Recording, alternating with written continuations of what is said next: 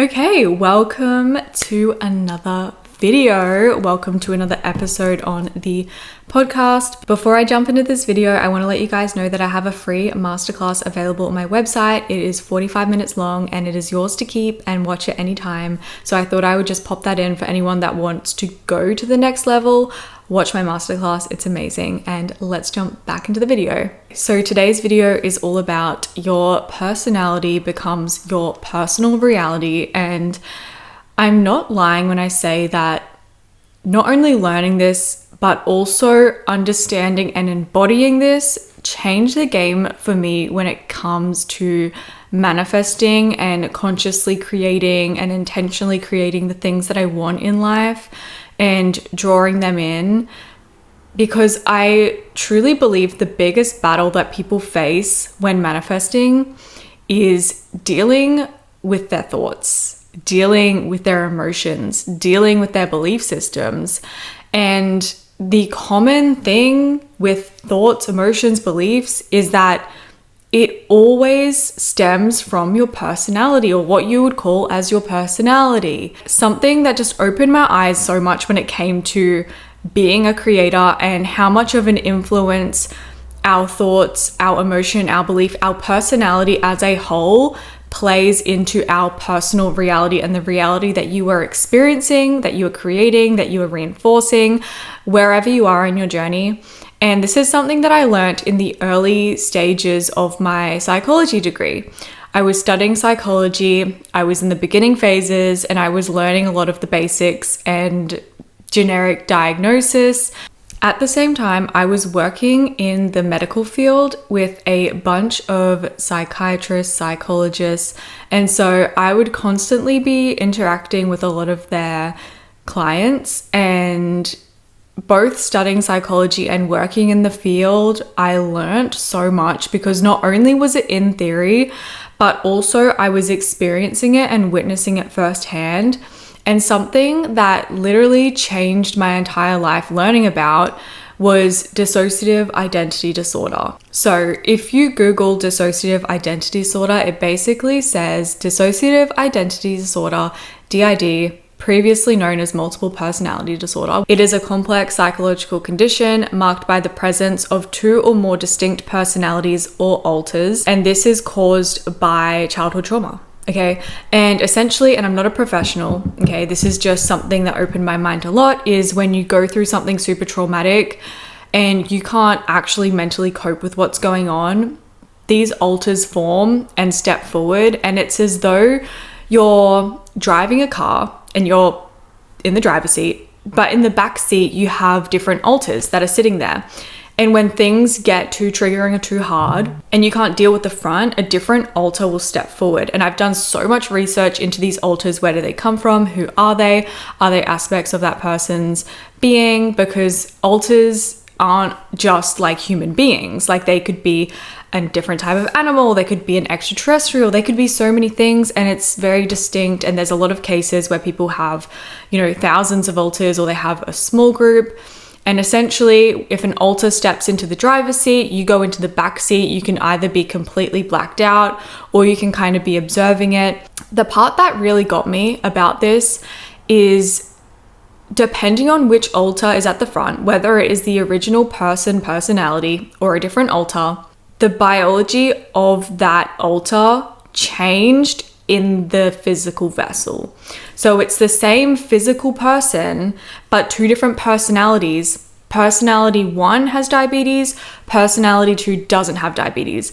And this is something that Dr. Joe Dispenza talks about a lot in his teachings, in the way that it's the same body. The only difference is it has a different personality, and therefore that changes the chemical makeup. That changes the gene expressions. That changes the reality that person is living. Do they have diabetes? Do they have XYZ? Do they have these traits about them? That's what changes. The moment that I learned about this, and I was like, oh my gosh. And if you've been watching me for a while, you know that I went through a whole meditation process of healing, and I literally maneuvered through that whole epigenetic process to heal myself. which I'm not going to speak on because I'm not a professional health specialist, anything like that at all. This is just my experience. And so I maneuvered through that and I healed myself, and I recognized, oh my gosh, we are so powerful. And this inner shift changed everything outside of me. I am in a different reality. I'm a different person with a different personality in a really good way. That is literal physical proof that our personality changes our personal reality. Okay. And so I was extremely fascinated by these things, and I even went through this process myself of healing and changing everything that's going on inside of me.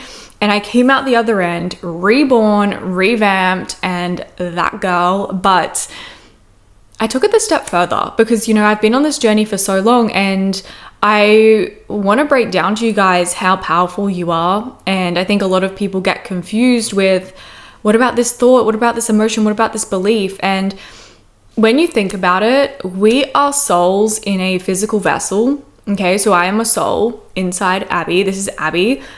She is 24. Her name is Abby. She is from Australia. Okay, that is the label. That is the identity that I've been given.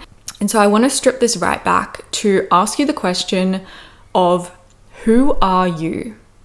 Okay, and it's so easy to say, my name's Abby, I'm 24, I'm from Australia. It's so easy for me to give that information or these labels off to someone, and then I'm living in that box of, this is who I am, this is what I do.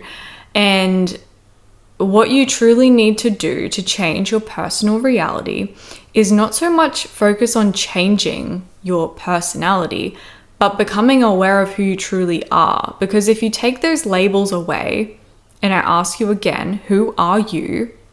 A lot of people don't know who they are.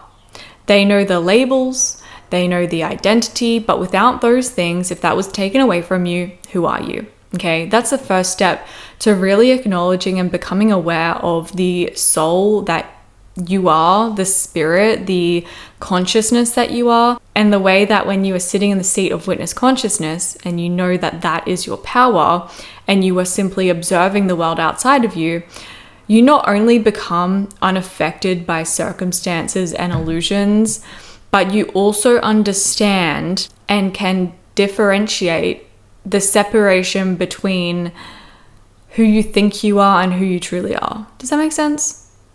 I'm going to break it down. You're a soul. This is the seat of witness consciousness, and you are inside a physical human avatar. And this physical human avatar has functions such as it can think thoughts, it can feel emotions, it can have belief systems, it has a subconscious mind, it has a nervous system, right? These are all layered in front of each other. And when they're all working together, that creates energy. That is your energy. Okay. When you are sitting in witness consciousness, you are observing your personality. You are not your personality. You are not stuck, you are not defined, you're not limited by who you are, the labels, the personality, all these things. You are infinite, and the fact that you can observe your personality from the inside and create that separation indicates that you are not that thing. Otherwise, you wouldn't be able to observe it. There's a subject and there's an object, okay? There is a separation that you are experiencing, which is proof that you are not stuck or you are not limited by your personality. When things outside of you are not aligning, your personal reality is just not aligning and you're not enjoying it, the first thing that you're going to try to do is change it. You're going to try and go outside of you and change things so that it aligns. The truth is, no matter how perfect everything is outside of you, there's always going to be an issue inside of you. People could have the most perfect lives and they will still find a problem because it's not about the external. It's not about your situation. It's not about circumstance. It's not about the 3D illusion that you are experiencing.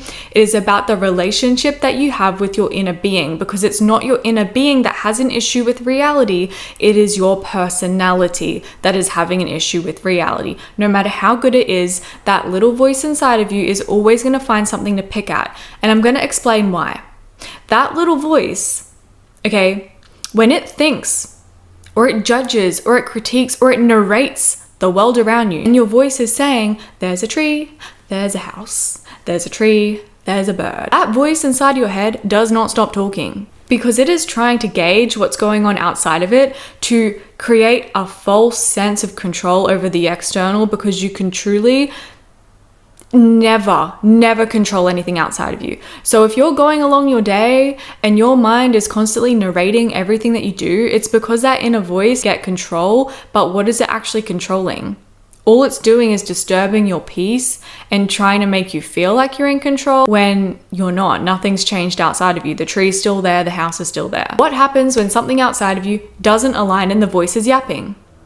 An emotion tags along. Suddenly you feel guilty, you feel shameful, you feel bad, you feel worry, you feel doubt. All emotions are very powerful. They teach us something very powerful. But when you are existing inside, you want to have a pleasant experience. You don't want to be rocked around by everything outside of you. This made you feel bad. This made you not a victim. You don't have to feel this way about reality. And so again, the first thing you're going to try to do when all these emotions come up and you're narrating everything, try and fix it. The only thing you need to fix is that inner voice. And this is where you need to start to realize that you are not the voice inside your head. That voice inside of your head, a lot of people think that it's them. A lot of people think that it's true, that it's right, that it's accurate.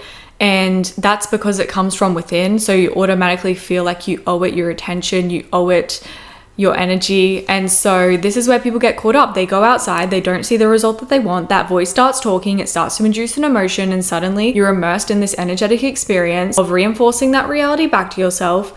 And you need to be able to understand in those moments the reason that you experience this shift going inside of you is because it's not actually you. It is your human avatar that has fallen victim to circumstance. The voice inside of your head isn't your consciousness, isn't your soul.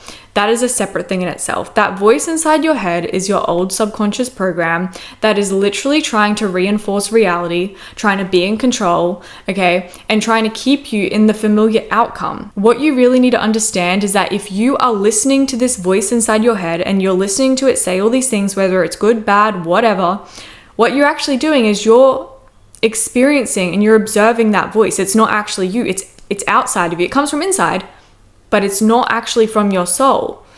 And being able to have that separation, as I said, is enough proof that it's not actually you. It is your subconscious mind, your past experiences, your trauma, your baggage, all those things. If this voice comes from past experiences and its whole purpose is to keep you safe and protect you and keep you in a current similar reality, of course it's going to tell you the story. Don't do that, it's dangerous, it's never going to work out, you can't do that. Of course it's going to feed you all these limiting beliefs because it doesn't want you to step out there into the light, into the potential, into that goodness. Even though it's good, it's unfamiliar, so they perceive it as bad. So that voice is going to come in and tell you all these things, and it is your responsibility to be able to identify that. It is your responsibility to be able to acknowledge the voice, but without feeding it your attention or energy. Because as soon as you give into it and you induce an emotion, you start believing it and you back it with an old belief, you start to create an energetic shift that reinforces your old reality. That is your personality, because you're thinking those things, you're feeling those things, you're believing those things. I'm pretty sure that is your personality. So you need to change your personality, change your energy, whatever you want to call it, by getting back in control. By being able to create separation between the inner voice and what you actually came here to do, because that voice isn't going to go away. It's not going to go away. It's always going to be there. You got to make peace with that. You got to make peace with not listening to it. The less you listen to it, the quieter it's going to get. Literally. It'll stop controlling your life. It'll stop trying to make decisions for you. Okay, so imagine your friend stops texting you and you start to worry, and then that voice comes in and tells you they don't like you, they don't want to be friends with you, they don't want to talk to you, stop being friends with them. And so you're listening to this voice, you're being like, oh my God, like I actually think that's true. And then your friend texts you and you're like, oh no, it's all good. First of all, you just put yourself through all that emotional turmoil. Second of all, you listened to a voice that tried to sabotage your friendship. A perfectly good friend that was simply just busy, and you got to the point where you were ready to throw it away. Why are you listening to that voice? Literally, why? Why do you trust it so much? Because it comes inside. And I'm hoping in this video you can see that and you can realize that you don't owe that voice anything. The moment that you sit back in the seat of witness consciousness, you can observe the voice, meaning you are not the voice. Because if you were the voice, you wouldn't be able to observe it. You would just exist within it. But because it's something outside of you, only internal, that separation is all you need to know. You can create huge shifts in your life by mastering this. Absolutely everything outside of you will change in the best ways, in the best case scenario, to give you what you want. This is something that I speak about heavily in my energetic expansion course. It is a one-time download. It has over 8 hours of teachings in there on this exact principle. It has 8 powerhouse principles to become the creator, to master your mindset, to master your energy, and to actually start living the life that you want. So if you want to learn more, jump on my website. It's up for sale. You can just download it. You have lifetime access to everything. It's the blueprint. It's everything that you need to create, okay? To actually get into control and not be this feather in the wind, blown away by everything. This is also something that I heavily work on with my one-on-one clients. I have transformed so many lives by actually showing people how powerful they actually are, because understanding the power that they hold and just simply allowing life to pass them by, allowing themselves to be victims. You're not a victim. You're literally not. And you have the power right now to transform your life from the inside out and become a creator and not a victim. If you are ready to take control of your path of your life, book a free discovery call with me. I have them up available on my website. Let's see where you're at. Let's see where you want to go, and let's make the changes needed to get you there. I appreciate you guys so much, and I will see you in my next video. Bye.